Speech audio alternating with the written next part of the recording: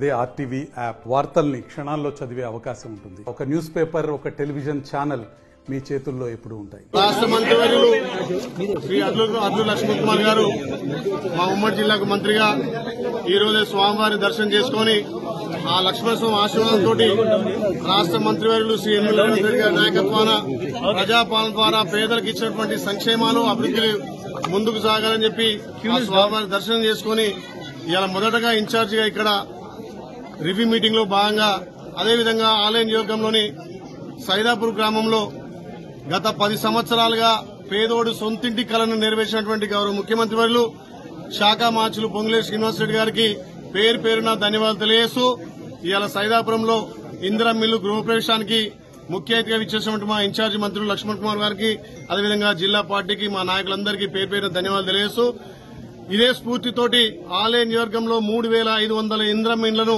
ఈ 2 నెలల్లో పూర్తి చేస్తామని చెప్పి ఒక ధైర్యం వచ్చింది. ప్రభుత్వం కూడా ఎప్పటికప్పుడు పేదోళ్లకు వాళ్ళ ప్రతి సోమవారం బీస్మీట్ కాగానే ₹1,00,000, లెంటల్ రెవెన్యూ 2 లక్షలు, స్లాబ్ 4 లక్షలు, గృహప్రవేశం రోజు 5 లక్షలు ఇచ్చి పేదోడి సొంతింటి కళ నెరవేర్చేందుకు గౌరవ ముఖ్యమంత్రికి మంత్రులకు ప్రత్యేకంగా ధన్యవాదాలు తెలియజేస్తూ ఇదొక సొంతింటి కళ. నిజంగా కూడా ఇంటి యజమానుల ఆ కళ్లలో ఆనందం చూస్తున్నాం. నిజంగా పేదోడి సొంతింటి కళ నెరవేరినందుకు చాలా సంతోషంగా ఉంది. ముఖ్యంగా ఆ రోజు నేను హామీ ఇచ్చిన ఆలయ నియోజకంలో ప్రతి గ్రామంలో ఎవరైతే త్వరగతిగా గృహప్రవేశం చేస్తారో వాళ్ళకు పట్టుబట్టలతో పాటు యాట ఇస్తానని చెప్పిన ఇలా పట్టుబట్టలతో యాట ఇచ్చి గృహప్రవేశం చేసినాం. దీన్ని స్ఫూర్తిగా తీసుకుని పేదోళ్లంతా త్వరగతిన మీ ఇండ్లు పూర్తి చేయాలి.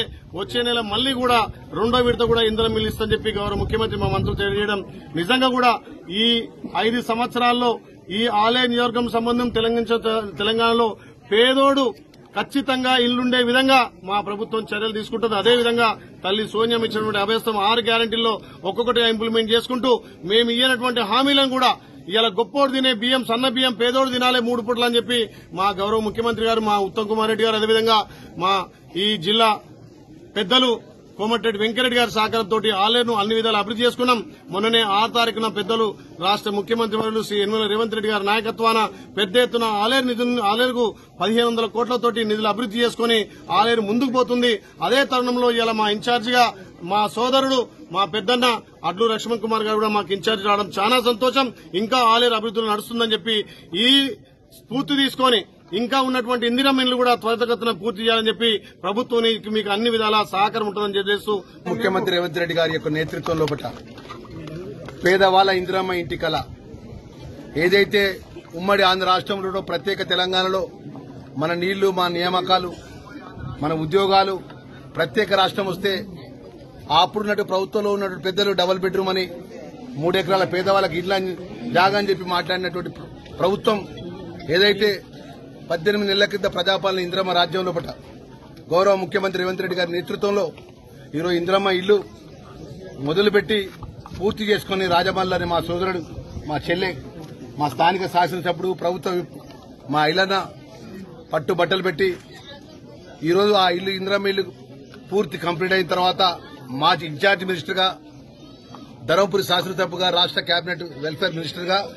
ఈ జిల్లాకు ఇన్ఛార్జ్ గా ఈరోజు స్వామివారి దర్శనం చేసుకుని, అమ్మవారి దర్శనం చేసుకుని ఏదైతే ఇందిరమ్మ ఇంటి కలను ప్రారంభోత్సవం నా చేతుల మీద చేసినందుకు నిజంగా నాకు సంతోషంగా ఉంది. ఎందుకంటే ఆ వర్గంకెళ్ళి వచ్చిన వాళ్ళంగా, పేదవాళ్ళ కష్టాలు తెలిసిన వాడిగా ఏదైతే మా ముఖ్యమంత్రి వారు వర్యులు రేవంత్ రెడ్డి గారు పేదవాళ్లకు మంచి జరగాలి, పేదవాళ్లకు అన్ని విధాలు ఈ ప్రభుత్వం అండగా ఉండాలనే ఆలోచన, రాహుల్ గాంధీ గారి ఆలోచన ముందుకు తీసుకున్న సందర్భంలో ఈరోజు ఇందిరమ్మ ఇల్లు ప్రారంభించుకోవడం జరిగింది.